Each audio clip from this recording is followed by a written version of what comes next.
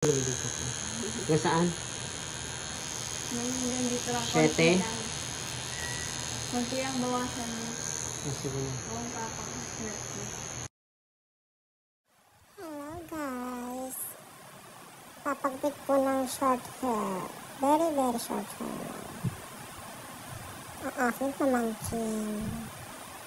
Nang nahahabaan na po daw siya sa buhok niya. Kaya eto, nag-razor po tayo ng kanyang hair.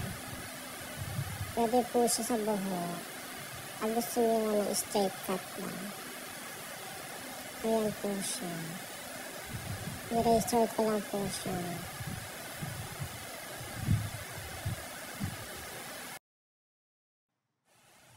At eto na ang result na guys.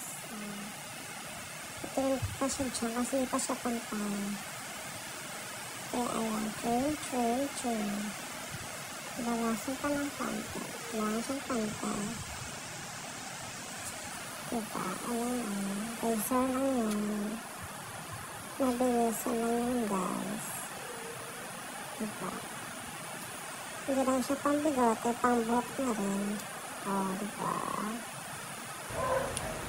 Ito na ang result na guys. Lampa na ang aking